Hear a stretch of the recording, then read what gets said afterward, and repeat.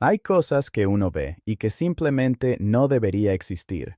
Yo vi una de esas cosas, y desde ese día nunca más pude mirar el mundo de la misma manera.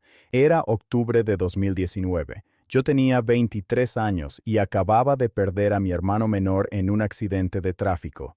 Martín tenía 19. Era brillante, gracioso, lleno de vida, y de repente ya no estaba. Así de simple, así de brutal. Los días después del funeral fueron un borrón gris. No comía bien. No dormía bien. Me levantaba a las 3 de la mañana con el pecho apretado, como si alguien me hubiera puesto una piedra encima del esternón. Mi madre lloraba en silencio en la cocina. Mi padre se encerraba en el garaje durante horas, y yo solo sentía rabia. Rabia contra Dios, contra el destino, contra la injusticia de que alguien tan joven, tan bueno, se fuera así, sin despedida, sin sentido. Yo había crecido en una familia católica, de esas que van a misa los domingos, pero que en realidad no viven la fe con intensidad. Era más tradición que convicción. Rezábamos antes de comer en Navidad, pero el resto del año Dios era una idea lejana, abstracta, casi decorativa. Pero cuando Martín murió, esa idea lejana se convirtió en un blanco perfecto para mi furia. ¿Dónde estaba Dios cuando mi hermano necesitaba un segundo más de tiempo para frenar? ¿Dónde estaba cuando mi madre gritó su nombre en el hospital? No tenía respuestas. Solo tenía un vacío enorme y una necesidad desesperada de encontrar algo, lo que fuera, que le diera sentido a todo aquello. Fue mi tía Clara quien me habló de Carlo Acutis. Ella vino a casa una tarde, 2 semanas después del entierro, con una bolsa de empanadas caseras y esa mirada suave que tienen las personas que saben que las palabras no alcanzan.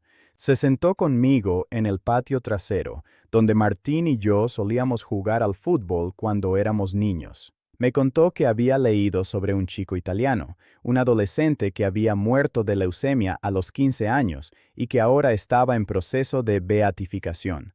Me dijo que Carlo era un chico normal, que le gustaban los videojuegos, que programaba páginas web, que tenía amigos, que amaba a su perro, pero que también tenía una fe profunda, luminosa, contagiosa, que iba a misa todos los días, que ayudaba a los pobres, que decía que la Eucaristía era su autopista al cielo. Al principio no me interesó. Pensé que era otro cuento piadoso, otra historia diseñada para consolar a los que sufrimos, pero mi tía insistió. Me dijo que su cuerpo estaba expuesto en Asís, en Italia, y que miles de personas iban a verlo, a rezarle, a pedirle milagros. Me dijo que muchos jóvenes, especialmente, sentían algo especial junto a su tumba, algo que no podían explicar.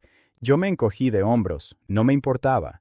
Pero esa noche, solo en mi cuarto, busqué su nombre en internet. Vi fotos de Carlo, un chico flaco, sonriente, con ojos claros y una expresión tranquila. Leí sobre su vida, sobre cómo había catalogado milagros eucarísticos de todo el mundo en una exposición digital, sobre cómo había dicho que todos nacemos como originales, pero muchos morimos como fotocopias. Esa frase me golpeó. Martín había sido un original. Yo me sentía como una fotocopia borrosa de mí mismo. Pasaron los meses, la vida seguía, pero yo estaba atascado. Mis amigos intentaban sacarme, invitarme a fiestas, a jugar videojuegos, a hacer algo, pero yo no tenía ganas de nada. Me había inscrito en la universidad antes de la muerte de Martín, pero dejé de ir a clases. Me quedaba en casa mirando series que no me importaban, comiendo comida que no saboreaba. Mi madre me miraba con preocupación. Mi padre intentaba hablarme, pero yo lo evitaba. No quería que me dijeran que todo iba a estar bien, porque no era cierto. Nada estaba bien. Nada iba a estar bien nunca más. Fue en marzo de 2020, justo antes de que el mundo se cerrara por la pandemia, que mi tía Clara volvió a aparecer, esta vez con una propuesta concreta. Me dijo que tenía un viaje planeado a Italia, a Asís, y que quería que la acompañara. Me dijo que no tenía que ser religioso, que no tenía que creer en nada, que solo fuera con ella, que camináramos juntos, que respiráramos otro aire. Yo le dije que no. Ella insistió. Me dijo que Martín habría querido que yo siguiera viviendo. Esa frase me rompió, porque era cierta. Martín me habría pateado el trasero por estar tirado en la cama sintiéndome miserable, así que acepté. No por fe, no por esperanza, solo porque no tenía nada mejor que hacer y porque mi tía era la única persona que no me trataba como si estuviera hecho de cristal. Llegamos a Asís a finales de marzo. Era un pueblo pequeño, medieval, encaramado en una colina verde. Las calles eran estrechas, empedradas, llenas de iglesias antiguas y tiendas de souvenirs religiosos. Hacía frío todavía. El cielo estaba gris. Yo caminaba detrás de mi tía, con las manos en los bolsillos, sin ganas de estar ahí, pero sin ganas de estar en ningún otro lado tampoco. Fuimos primero a la Basílica de San Francisco. Era impresionante, llena de frescos, de historia, de silencio sagrado. Pero yo no sentí nada. Solo veía turistas tomando fotos, guías hablando en voz baja, monjas caminando con pasos suaves. Todo me parecía ajeno. Luego fuimos al Santuario de la Renunciación, donde estaba el cuerpo de Carlo Acutis. Era un lugar más moderno, más sencillo. Había una fila larga de personas esperando para entrar. Jóvenes, viejos, familias enteras. Algunos lloraban, otros rezaban en voz baja. Mi tía se puso en la fila. Yo la seguí sin pensar. Cuando finalmente entramos, vi el cuerpo de Carlo en una urna de cristal, vestido con jeans y zapatillas, como si fuera un chico normal que estaba durmiendo. Su rostro estaba sereno. Tenía las manos juntas. Había flores alrededor, velas encendidas, fotos de personas que habían sido sanadas o consoladas por su intercesión. Mi tía se arrodilló y empezó a rezar. Yo me quedé de pie, mirando. No sabía qué sentir, no sabía qué pensar. Solo veía a un chico muerto que la gente trataba como santo. Y me pregunté si Martín también estaría en algún lugar así. Si alguien lo recordaría. Si su vida había tenido algún sentido más allá del dolor que dejó. Salimos del santuario en silencio. Mi tía me preguntó cómo me sentía. Le dije que no sabía. Y era verdad. No sentía nada claro. Solo confusión. Solo cansancio. Esa noche, en el pequeño hotel donde nos hospedábamos, no pude dormir. Me quedé mirando el techo, pensando en Martín, en Carlo, en la muerte, en la vida, en todo y en nada. A las 2 de la mañana me levanté, me puse la chaqueta y salí a caminar. Las calles de Asís estaban vacías. Solo se oía el viento y el eco de mis pasos. Caminé sin rumbo hasta que, sin darme cuenta, terminé de nuevo frente al Santuario de la Renunciación. Estaba cerrado, obviamente, pero había una pequeña capilla lateral que estaba abierta, con una puerta de madera entreabierta. Entré. Había velas encendidas, bancos vacíos, silencio absoluto. Me senté en el último banco y cerré los ojos. No recé. No supe cómo, solo me quedé ahí, respirando, sintiendo el frío de la piedra bajo mis pies. Y entonces pasó algo que no puedo explicar. Sentí una presencia. No era algo físico, no vi nada, no escuché ninguna voz, pero sentí, con una claridad abrumadora, que no estaba solo, que alguien estaba ahí conmigo, y no era algo aterrador, era algo cálido, algo que me envolvía como una manta. Abrí los ojos y miré alrededor, no había nadie, pero esa sensación no se iba. Era como si alguien me estuviera diciendo, sin palabras, que todo iba a estar bien, que Martín estaba bien, que yo también iba a estar bien, que el dolor no era el final, que había algo más grande, algo que yo no entendía, pero que estaba ahí, sosteniéndome. Me quebré. Lloré como no había llorado desde el funeral. Lloré por Martín, por mí, por mis padres, por todo lo que habíamos perdido. Pero también lloré de alivio, porque por primera vez en meses sentí algo parecido a la paz. No sé cuánto tiempo estuve ahí, tal vez 10 minutos, tal vez 1 hora, pero cuando salí de esa capilla, algo había cambiado en mí. No era que de repente creyera en todo, no era que todas mis dudas se hubieran resuelto, pero había una grieta en mi coraza, una pequeña luz que se había colado. A la mañana siguiente, mi tía y yo volvimos al santuario. Esta vez llevé mi teléfono y, sin pensarlo mucho, grabé un video corto junto a la tumba de Carlo. No sé por qué lo hice. Tal vez quería tener un recuerdo. Tal vez quería compartir algo con Martín, aunque él ya no estuviera. Grabé unos segundos, el cristal de la urna, las flores, las velas.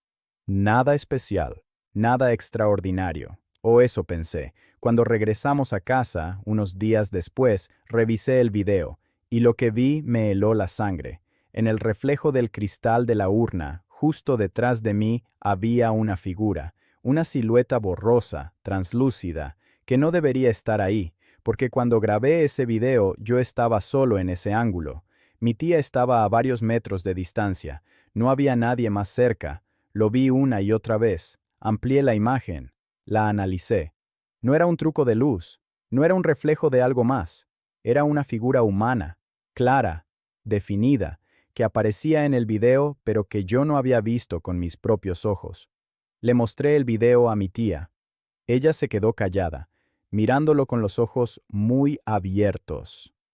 Luego me dijo, con voz suave, que tal vez Carlo había querido que yo supiera que no estaba solo, que tal vez era su forma de decirme que había algo más allá de lo que vemos. Yo no supe qué responder. Parte de mí quería encontrar una explicación lógica, pero otra parte, la parte que había sentido esa presencia en la capilla, sabía que no la había. Durante semanas no le conté a nadie más sobre el video. Lo guardé en mi teléfono como un secreto, pero no podía dejar de pensar en él. No podía dejar de pensar en lo que había sentido en Asís. Empecé a leer más sobre Carlo Acutis, sobre su vida, su fe, su amor por la Eucaristía. Empecé a ir a misa de nuevo, tímidamente, sin decirle a nadie.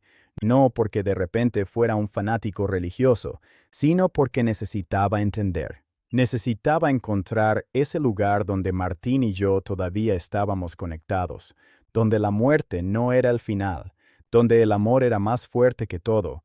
Pasaron los años, la pandemia llegó y se fue. Volví a la universidad, me gradué. Conseguí un trabajo, hice nuevos amigos. La vida siguió su curso. Pero nunca olvidé lo que pasó en Asís. Nunca olvidé esa figura en el video. Nunca olvidé esa presencia en la capilla. Y aunque todavía tengo dudas, aunque todavía hay días en los que la tristeza me aplasta, sé que algo cambió en mí ese día. Aprendí que el dolor no es el enemigo, que el vacío puede ser un espacio donde Dios entra, que la fe no es tener todas las respuestas, sino estar dispuesto a hacer las preguntas, que los muertos no se van del todo si los llevamos en el corazón, que hay cosas en este mundo que no podemos explicar, pero que eso no las hace menos reales. Hace unos meses, en octubre de 2024, Carlo Acutis fue canonizado. Vi la ceremonia por internet, desde mi casa, con mi madre, a mi lado. Ella no sabía toda la historia, no sabía del video, no sabía de la capilla, pero cuando vio la cara de Carlo en la pantalla, me apretó la mano y me dijo que tenía una buena cara, que parecía un chico feliz, y yo sonreí, porque tenía razón. Carlo era un chico feliz, y de alguna manera me había ayudado a encontrar un pedacito de esa felicidad de nuevo. Todavía tengo el video en mi teléfono. A veces lo veo, a veces se lo muestro a personas en las que confío. Algunos se asustan, otros se emocionan, otros buscan explicaciones.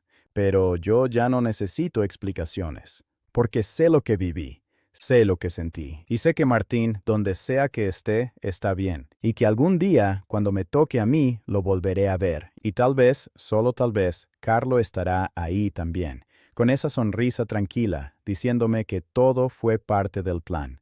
Si llegaste hasta acá, gracias por escucharme. Sé que es una historia rara, difícil de creer, pero es mi historia. Y si algo de lo que conté te resuena, si también has perdido a alguien, si también has sentido ese vacío, quiero que sepas que no estás solo, que hay algo más grande que nosotros, que el amor no termina, que la muerte no gana y que a veces, en los lugares más inesperados, encontramos las respuestas que más necesitamos. Si quieres escuchar más historias como esta, quédate por acá.